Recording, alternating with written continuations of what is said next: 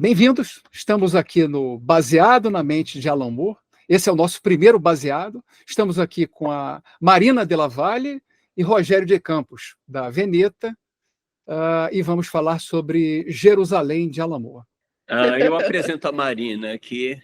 Marina é tradutora. Quando a gente estava preparando o Clavícula de Salomão, eu já fui atrás dela. Eu acho que você estava em Londres. Era o do Inferno. Foi do Inferno. Nosso primeiro trabalho juntos foi exatamente Alan Moore, foi do Inferno. Marina, eu vejo que você tem um currículo invejável, né? E ele tem uma diversidade muito grande de assuntos que você trabalhou, né? Você é tradutora, jornalista, revisora, escritora. Toda essa sua bagagem, todo esse background aí e essa diversidade que você carrega, eu acredito que isso possa ter ajudado de alguma forma nessa tradução do Jerusalém, não? Eu acho que eu vim muito do mesmo hospício com o Alan Moore. A gente tem umas coisas parecidas. O que você leu primeiro do Alan Moore? Como você descobriu o Alan Moore? O Monstro do Pântano. Eu também. Só que eu, pessoalmente, não sou muito fã de quadrinhos de super-herói. Então, quando chega o Monstro do Pântano naquele arco do Alan Moore, para mim era glória, eu amava. Eu descobri tardiamente, você vê que coisa, porque eu fazia uma revista chamada Animal, uma revista que publicava muito quadrinhos. Pois é, e aí em casa tinha Animal também. E foi um negócio que eu estava lá muito nesse quadrinho europeu. E aí, quando eu li o Monstro do Pântano pela primeira vez, sabe, assim, deu aquele... Eu estava que lá existia há anos já, mas eu nunca tinha prestado atenção, porque eu não prestava mais atenção em super-herói.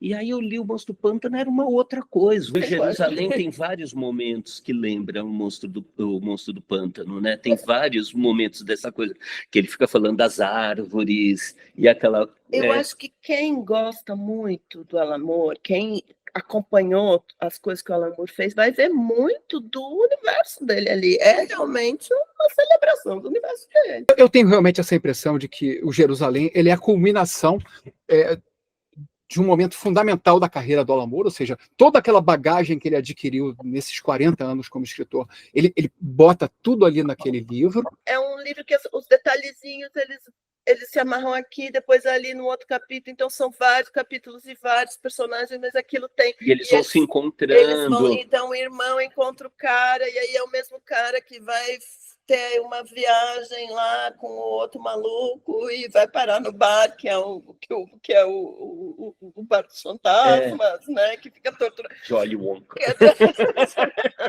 E esse capítulo da Lúcia Joyce foi o mais difícil de se traduzir? Ou não? Foi porque é elegível, basicamente. Ela fez duas traduções, a Marina, na verdade. Ela tem uma outra tradução que eu acho que vamos fazer num site, alguma coisa assim, a gente colocar uma segunda tentativa de tradução linear, né? Gente, pois é, né? Não é meu papel facilitar nada nessa história. Quer dizer, eu acho que o capítulo é quase ilegível e a tradução é quase ilegível mesmo, e feito com base. O que eu fiz para conseguir entrar? Eu tentei de várias maneiras. Eu sou da tradução de poesia mesmo, assim, a minha tese é de tradução de poesia. Eu andava muito enfiada nas traduções de Joyce, lógico, porque ela é a epítome do que é intraduzível. Mas é um capítulo, né, Marina? É também uma coisa que eu vejo que as pessoas falam, é muito difícil, e não é assim. O que eu acho é o seguinte, no caso do Jerusalém, tem esse capítulo da Lúcia, que é um capítulo muito complicado ali, que é um capítulo para ser estudado, não simplesmente lido. Mas o resto do livro não é assim. Ele emula, que no terceiro livro ele tem uma coisa que ele emula muito, não é só o Joyce, né? Quer dizer, você pega o detetive noir, o Studd, quer dizer, isso me deu muito trabalho, porque aí eu tive que reler, lógico, eu tive que ir buscar. Eu vejo o meu papel em qualquer tradução é pegar aquilo e dar da maneira que o nosso leitor em português entenda da maneira mais original possível. Sim. Quer dizer, que ele tenha uma experiência mais parecida possível com o leitor daquela língua original.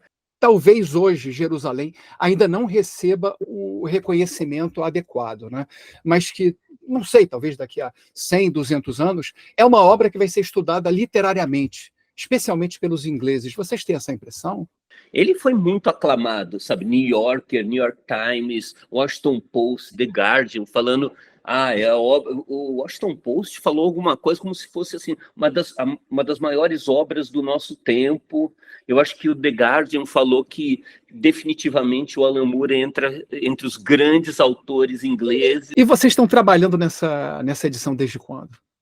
Acho que 2 anos que está no final, ou mais. Olha, eu lembro que era pandemia quando eu comecei a fazer, certo? Eu passei ali 1 ano e meio só traduzindo, veja bem. Ainda bem que demorou, porque esse é um livro que ele, para traduzir, e para você, ele demanda um tipo de pensar nele, pensar em termos que leva tempo. O que eu tinha que ficar pensando, você tem que ficar pensando em trocadilhos, você tem que pensar. Todo livro tem isso, de certa forma, sim. Mas o Alan Moore, ele abusa muito dos trocadilhos. É uma coisa que está constantemente presente na obra dele, né? Para mim, eu sempre achei muito difícil traduzir humor, porque tem que ter timing, tem que ter. É toda uma construção que, se você erra 1 milímetro, você estragou a piada da pessoa. Sim. Trocadilho, lógico, tudo que tem a ver. E ele usa isso muito. Então, eu tinha que ficar parando e pensando em possíveis trocadilhos. Tem texto que você pega e eu vou traduzindo ele, e ele não me obriga a ficar horas lá, porque eu sou dessas, que fica horas imaginando como que eu poderia resolver esse trocadilho, Quer dizer, tem trocadilho? Tem, mas é o jeito que aquela de você acordar no meio da noite e falar essa palavra. Mas né? Exato. Uma coisa que é curiosa é que o Moore ele tem essa capacidade de falar as coisas sem pudor, né? Ao mesmo tempo, ele é um escritor muito sutil, ele consegue apresentar algumas coisas com uma sutileza muito grande e que você só detecta isso, às vezes, na segunda, na terceira leitura que você faz daquela obra, né? Como é traduzir algo assim, que algumas coisas são escancaradas e, ao mesmo tempo, tem outra informação que está ali, mas que só é perceptível, talvez numa segunda leitura ou numa leitura mais atenciosa? Como é que isso funciona numa tradução? Para mim, eu precisei de tempo. Essa foi a tradução que eu mais levei tempo para fazer. Parar e olhar. 2, sabe, todo livro que a gente traduz, a gente faz muita pesquisa, né? A gente é obrigada a pesquisar certas coisas. Esse foi um que eu precisei fuçar muita coisa, até de medo, porque por mais que eu tenha assim, uma bela consciência do universo do Alan Moore, eu tinha um pouco de medo de deixar ali, de que me passasse alguma coisa exatamente dentro dessa sutileza, e amanhã não estou percebendo. Então, era ler, reler, pesquisar vários termos, quer dizer, vai lá ver o que é o anúncio de sabonete Pearl, que tá, acha o anúncio. É praticamente um origami, né? Traduzir Alan Moore, né? Você vai desdobrando aquilo ali. Então, porque isso acontece com todo livro que eu faço, pelo menos. Eu tenho que. É isso que eu estava dizendo, que esses meus anos de incursão lá na biblioteca de Scottish me ajudaram muito, até pela parte, quer dizer, até pela parte de tradução, de fazer o Salomão, né, a clavícula, de fazer Brumas de Javalon e coisa e tal, mas ele tem muitos universos que ele expande em cada um deles, e cada vez que entra é um tipo de linguagem, é um jeito, quer dizer, o monge fala de um jeito que teria que emular a época, não sei se assim, né, mas um inglês mais arcaico, o jeito que ele fala é inglês mais arcaico, e aí eu tenho que ficar lá no OAS vendo quando aquela palavra surgiu, certo? Eu já tinha feito alguns livros, mas eram do século XIX, o problema era um pouco menor que esse, né? Assim, que eu tinha que cuidar muito para evitar anacronismo. Quando é cheio de palavras que podem ter mais de um significado, a gente chama isso de original instável, né? E, cara, ele não dá um sossego, porque, assim, eu acho que no Finnegan's Wake tem uns pedaços que até você tem umas palavras, não tem quase nenhuma palavra que não esteja modificada em valise, por causa do som, E o que eu fiz para isso? Eu juntei a minha leitura com mais 4 leituras que tem na internet de pessoas que resolveram falar, eu vou botar o que ele está falando aí, né? Assim, para tentar estabelecer o mínimo sentido, as palavras que Um texto entravam base, num né? texto base. Só que esse texto base, esse que eu acabei passando para você, ele existia em frases, porque eu tinha que ter muita consciência de como era o original, o que ele tinha enfiado dentro, como que eu ia enfiar dentro daquilo. Então, às vezes, eu tinha traduzido uma palavra por um termo, que na hora que eu ia montar a valise com a outro termo que ele queria dizer ali, que eu já tinha identificado como o termo que ele ia enfiar no meio, não dava um som tão bom. E aí eu ia atrás de um sinônimo, de uma coisa que... Então, era de frase a frase. É, a impressão que eu tenho é que o Alan Moore ele tem um pé muito presente na contracultura, especialmente a contracultura britânica, né? Ele foi um cara que foi expulso do colégio logo cedo, ele era jovem, né? Então, tudo que ele aprendeu em seguida foi através de um modelo autodidata, né? Ele sempre se referenciou também no Crumb, que é um ícone da contracultura, né?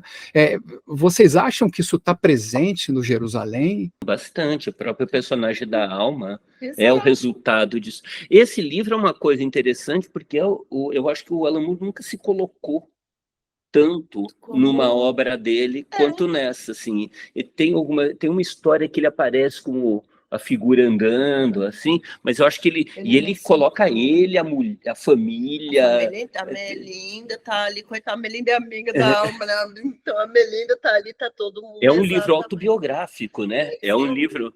Muito dele, é por isso que eu falei, é muito do universo dele, de tudo que ele fez. Parece que você acaba achando alguma referência ali, mas a parte da Alma, e mesmo quando a Alma vai contando a história dela, é muito assim. Quer dizer, exatamente isso que a gente estava falando, quando o clube está lá e o pessoal começou a tomar para fazer um centro de Black Music, quer dizer, ele vai contando esse desenvolvimento, né? E essa história nesse sentido da contracultura de Northampton, da escola, a arte, dos espaços culturais, até da banda Bauhaus, de falar do Bauhaus, do nascimento do gótico, da cena gótica, né? Como pelo Alan Moore, o gótico nasceu assim, foi um fruto de Northampton. Fruto de Northampton, sempre no mundo, gente. Nesse negócio da contracultura, é significativo que a Alma é uma artista plástica, mas completamente outsider, né? Não faz parte do universo das artes plásticas. O outro é o poeta que nem mal publica. O próprio Pede dinheiro para a mãe para beber, exatamente. O sindicalista é um sindicalista rompido com o Partido Trabalhista. Quer dizer, todos eles, os personagens, os heróis, estão todos rompidos com as instituições. Estão todos contra a... Em alguns aspectos, eles são até rejeitos da sociedade, né? Sim. E é uma grande homenagem a todas essas pessoas para falar assim, que bom. Cara, Marina, deixa eu te fazer uma pergunta. Se teve uma palavra que você não precisou traduzir, foi alma. Você acha que o Alan Moore sabia exatamente o que ele estava fazendo e por que ele optou por esse nome? Ele certamente sabia que Alma era Alma. Primeiro porque Alan já chega, é ridículo. Fala, o personagem que é o Alan Moore é a Alma. Né? Alan, Alma. Pois é. Agora, eu não sei, será que a alma dele é feminina? Porque a alma não é tão diferente dele em termos de... Ela é braba, né? Ela chega lá atorando tudo. Ela é o Mr. Hyde dele, né? Ela é o Mr. Hyde, é o Alan Moore sem superego, né? Assim, é o Alan Moore. Jerusalém, ele lida também com essa questão do eternalismo, né? E a gente tem essa noção, pelo menos espiritualmente, que a alma é aquilo que dura eternamente, né? Não, esse é outro grande tema dele, né, gente? Não ia ter como não aparecer o eternalismo. Isso está no Watchmen também, não é? O Dr. Manhattan é isso. É o leitor que está fora do gibi e consegue ver tudo ao mesmo tempo, né? Exato, quer dizer, esse é um tema que é recorrente dele, e eu acho que o próprio tema de Jerusalém é muito propício para ele colocar, né, a coisa de porquê, né, a quarta dimensão. E como é que você conseguiu administrar essa sucessão de adjetivos que ele usa? Como é que você gerenciou isso? Sabe Deus, tem dia que eu me pergunto ainda, né? Mas, não, às vezes, o que você faz é tentar combinar alguns, quer dizer, tem 3, 2 são combináveis, dá para dar assim, frio e sombrio, pode dar, sei lá, uma coisa assim, gélido. Alguns eu já falei, não dá, não entra. Teve uns que caíram fora, porque o português não aceita isso. Não fica espontâneo se a gente tentar Não, traduzir palavra por palavra, né? eu vejo a minha missão aqui é dar para o leitor brasileiro a mesma coisa que o leitor, o máximo, o mais parecido possível do que a experiência que o leitor teve quando leu no original. Esse tipo de coisa no inglês não é tão ruim quanto fica no texto em português. Você lê e ele vai se encaixando ali. Se você coloca 3 adjetivos atrás de um substantivo já no português, não, a gente não faz isso. A minha técnica foi sempre tentar agregar, tipo, 2. Tentar dar uma diminuída, porque já tem, assim, o português ele já é mais comprido, mais cheio de coisas de conectividade, né? Partícula do que o inglês. A transformação do estilo não é mecânica, né? Você tem que pensar nela antes de fazer uma coisa muito mecânica, porque às vezes em português não faz sentido. Eu disse para você que eu sou de poesia, né? Que a minha primeira formação de tradução é tradução de poesia. E aí a gente tem muito uma discussão da transposição do ritmo. Mas poesia é sobre cadência também, é sobre rima, é sobre uma pluralidade de ideias numa palavra só, às vezes, né? Agora, a questão do ritmo, por exemplo, não é uma coisa que você pode ir e tentar fazer, vou emular só aquilo, porque tem significado, o próprio ritmo tem significado. Marina, Rogério, eu agradeço muito essa oportunidade de conversar com vocês, né? E espero ter vocês de volta para mais um Baseado em breve. 45, qual que é o baseado do Alan Moore? 10, meu Deus. Vamos continuar fazendo.